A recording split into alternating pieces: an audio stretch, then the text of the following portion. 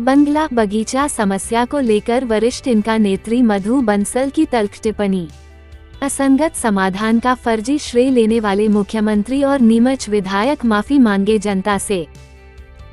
श्रीमती बंसल ने विधायक श्री परिहार को सार्वजनिक बहस की चुनौती देते हुए कहा कि भाजपा की दुर्भावना और षड्यंत्र को बहस में सिद्ध कर देंगी।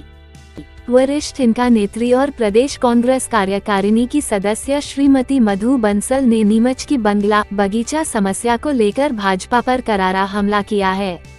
उन्होंने कहा कि हकीकत यह है कि मुख्यमंत्री नीमच के भाजपा दिलीप सिंह परिहार और तत्कालीन नगरपालिका अध्यक्ष राकेश जैन की समस्या के सही एवं सर्वमान्य समाधान की कभी नीयत ही नहीं रही। मौजूदा नपा अध्यक्ष भी नौटंकी कर रही है। विधायक को इस मुद्दे पर सार्वजनिक बहस की चुनौती देते हुए उन्होंने कहा कि वो बहस में भाजपा की दुर्भावना को सिद्ध कर देंगी। 10 साल के छलावे के बाद मुख्यमंत्री ने दिया दूषित व्यवस्थापन नियमों का धोखा।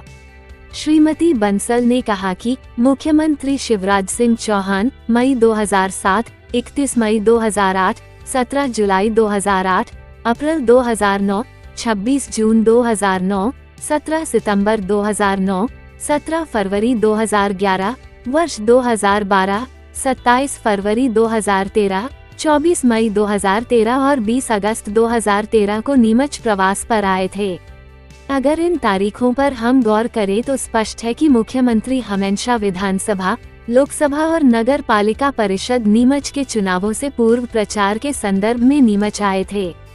वोट बटोरने के लिए की गई इन नीमच यात्राओं में मुख्यमंत्री ने बार बार जनता को यह झूठे आश्वासन दिए कि हम नाम मात्र का प्रीमियम, लीज और विकास शुल्क लेकर बंगला बगीचा क्षेत्र वासियों की समस्या का स्थायी हल कर देंगे। उन्होंने यह झांसा तक दिया कि सरकार के सारे अधिकारियों को नीमच लेकर आऊंगा और यहीं आपके बीच बैठकर आपसे पूछकर समस्या का सर्वहितकारी समाधान कर दूंगा। नीमच की जनता ने हर बार मुख्यमंत्री की बात पर भरोसा किया और विधानसभा चुनावों के साथ साथ नपा परिषद में भी भाजपा को समर्थन दिया। श्रीमती बंसल ने कहा कि मुख्यमंत्री ने नीमच की जनता के विश्वास और समर्थन के बदले सिर्फ धोखा ही धोखा दिया है। मुख्यमंत्री ने नगरीय प्रशासन के माध्यम से नपा अधिनियम की धारा 101(2) के तहत नगरपालिका नीमच को बंगला बगीचा खेत क्षेत्र की समस्त प्रश्नाधीन भूमियों के पुनर्ग्रहण का नोटिस ही थमा दिया था। उनकी दुर्भावना थी कि नपा को एकदम से वंचित कर अपने स्तर पर मनमानी करें। श्रीमती बंसल ने कहा कि कांग्रेस नेतृत्व के निर्देश पर कांग्रेस की तत्कालीन नगरपालिका अध्यक्ष ने हाईकोर्ट में याचिका दायर कर 3 मई 2012 को स्थगन लेकर मुख्यमंत्री के मंसूबे असफल किए थे। बाद में पुनर्ग्रहण नोटिस हटाया गया। मुख्यमंत्री इस पर भी बाज नहीं आए और उन्होंने समाधान के लिए व्यवस्थापन नियम बनाने के लिए जो कमेटी बनाई उसमें नीमच के प्रभावित लोगों की राय को महत्व देने की बात तो जाने दीजिए, खुद उनकी ही पार्टी के तत्कालीन नीमच नगरपालिका अध्यक्ष राकेश जैन और विधायक दिलीप सिंह परिहार तक को शामिल नहीं किया।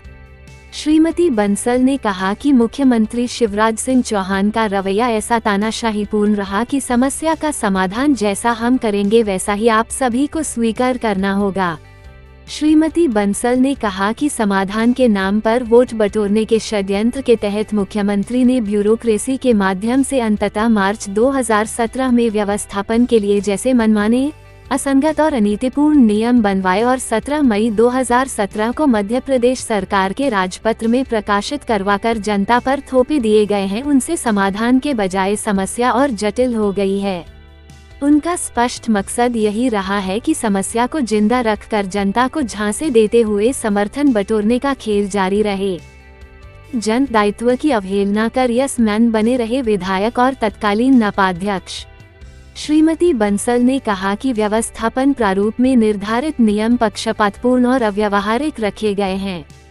इनमें केवल 5000 फीट तक के भवन भूखंडों के ही व्यवस्थापन के प्रावधान तय किए गए, जबकि इससे बड़े आकार के भवन भूमियों की समान स्थिति होने के बावजूद उनके व्यवस्थापन के लिए एकदम अनीतिपूर्ण नियम बनाए गए।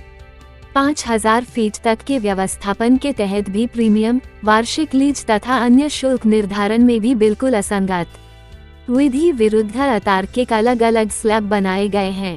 इसी प्रकार व्यवस्थापन नियमों के तहत हिंदू विधि के अनुसार यादी बंटवारा, मुस्लिम विधि के अनुसार हिबानामा को कोई मान्यता नहीं दी गई और आधिपत्य संबंधी दस्तावेजों को लेकर भी अनेकानेक विसंगतियां जानबूझकर रखी गई।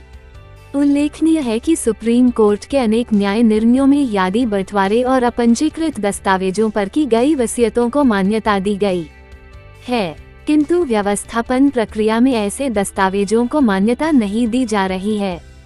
श्रीमती बंसल ने कहा कि ऐसे त्रुटिपूर्ण और प्रभावितों के साथ हर तरह से अन्याय के प्रतीक व्यवस्थापन रूपी समाधान को लेकर प्रारूप के प्रकाशन के साथ ही प्रभावितों के साथ हुए अन्याय को लेकर विधायक दिलीप सिंह परिहार और तत्कालीन नपाध्यक्ष राकेश जैन को अविलंब सुधार के लिए पहल कर जन दायित्व का निर्वाह करना था। प्रदेश में भाजपा की सरकार थी और इस नाते दोनों निर्वाचित नेताओं का प्रथम दायित्व और जिम्मेदारी थी कि वह प्रभावितों के साथ न्याय करवाते, लेकिन दोनों नेता चुप्पी धारण कर यस मैन बने रहे और व्यवस्थापन प्रारूप को ऐतिहासिक एवं चमत्कारिक बताते हुए फर्जी श्रेय बटोरने की होड़ में ही लगे रहे थे। झूठी बातों और दावों से लगातार जनता को छल रही है भाजपा।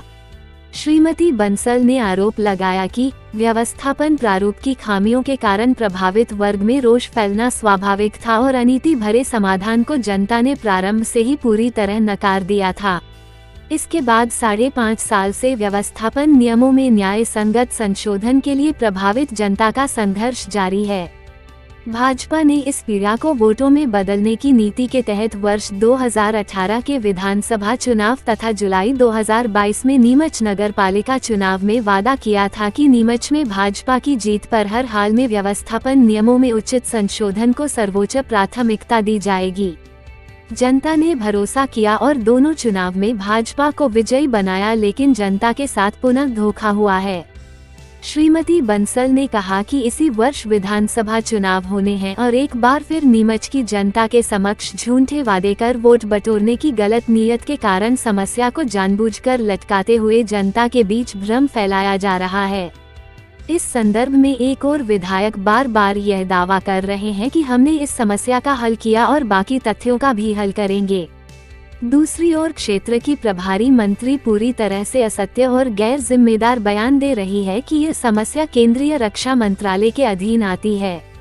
इसी के समानांतर नगर पालिका अध्यक्ष भी जनता से सुझाव आमंत्रित करने की नौटंकी कर रही है।